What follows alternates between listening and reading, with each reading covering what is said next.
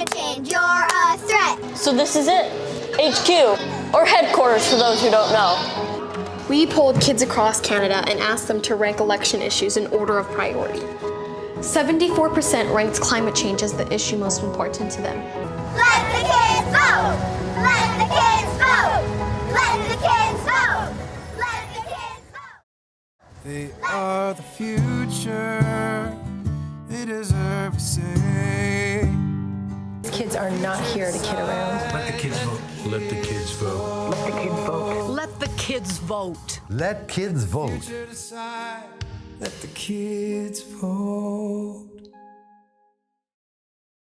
Big thanks to a member of my Discord server by the name of Foxon. They shared a link leading to a website by the name of 18 to 8. 18 to 8 is an environmental activist group based in Canada. To the foodies out there, is a country known for poutine. This is a failed organization. A movement which evidently didn't get their point across since it started and ended in 2019. But I still believe it's absolutely worth covering what this organization actually claimed to achieve. Over the last while, we have seen some insane weirdos in the environmental activist community. Like the two people who claim to be fighting for the environment and against the use of oil in our world by wasting that, I believe, was tomato soup. By throwing it at a historical piece of work by Vincent van Gogh, which was made between the year 1888 and 1889 by the use of oils. What is worth more, art or life? Is it worth more than food? Worth more than justice? Fuel is unaffordable to millions of cold, hungry families. They can't even afford to heat a tin of soup.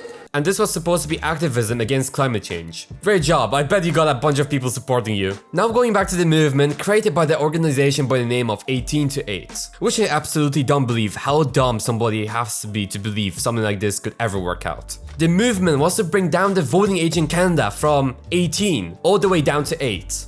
Bro, come on, when I was 8 I was still playing with Legos. The only thing I knew about politics is the president. That's it. I absolutely do not understand the complete delusion someone had to think that this could possibly work out in the premise of supporting environmental activism. We are talking about 8-year-old children voting.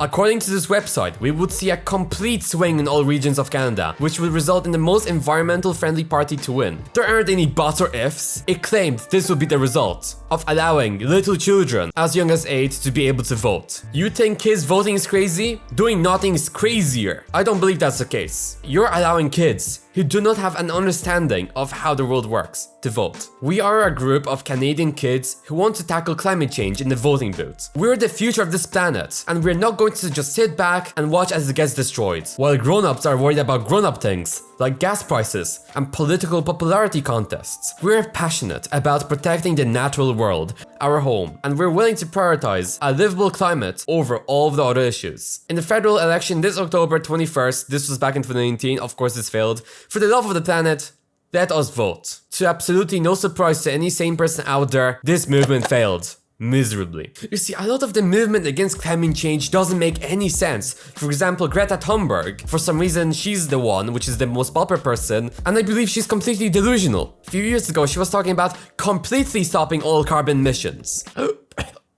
Which basically means stopping the entire economy. Dumb people with the power of TikTok who are capable of spreading insane amounts of misinformation, no matter where they are on the political spectrum, either left or right, the fact so much can be done with the use of dumb people nowadays is incredible. But I'm still shocked this campaign actually had funding. They held multiple marches across Canada. They have their own website, which is very well made to be fair. One thing they completely lacked is common sense. The majority of kids out there are living innocent lives, as each and every child should. They aren't interested in politics. In most cases, they don't even know about the climate crisis at all. They are, as I said, innocent. They don't know anything about the real life world. Hypothetically, what would be the result of this new law passing, which would enable 8-year-olds to vote? More than likely, they wouldn't even know about it. But someone who cares about politics, also known as taxpayers, they will without a doubt just use their child as a second vote. Do you really think they would allow their child to make a decision for what political party they should vote for?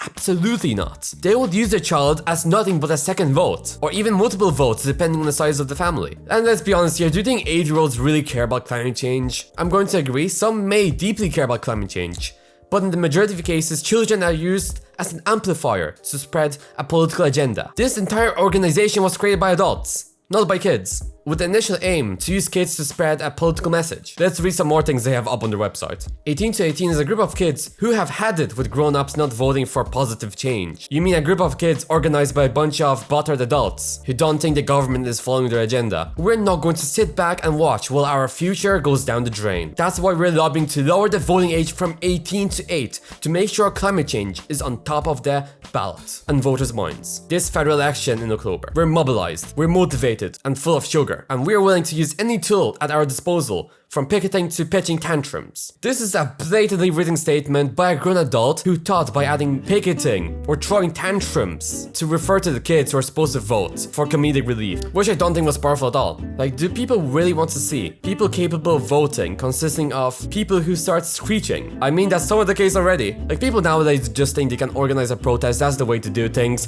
post a few TikToks. This world is really going downhill. Giving voting rights to 18-year-olds is basically giving rights to NPCs, which are controlled by the main character, also known as their parents. If 8-year-olds got a right to vote, all what the political parties would have to do is just bribe them with chocolate. This concept, this idea is absolutely bizarre in every single capacity. Frequently asked question, are you serious about the future of our planet? We need to reduce global emissions by half by 2030, and we're not on track. Time to get serious. Time to get serious by allowing children to vote. I believe people who came up with this organization are children themselves. Mentally. Why do you draw the line at 8? You cannot mobilize 7-year-olds. It's like herding cats. Is there really that much of a difference between a 7-year-old and an 8-year-old? I don't believe so. Like, I usually support climate change organizations, but there's just so much we can do. Well, this was a bit of a bizarre episode, but please let me know, what do you think about this in the comment section down below. Also, please let me know, what do you think letting snot-picking children be able to vote would result in? I'm actually curious. Come out with some creative ideas down in the comment section down below, please. My channel is just a few months old, and I'm so proud of the audience I've built so far. Thank you so much, guys, for being here. You can also join my Discord server. And for today, I am out. Have a good one.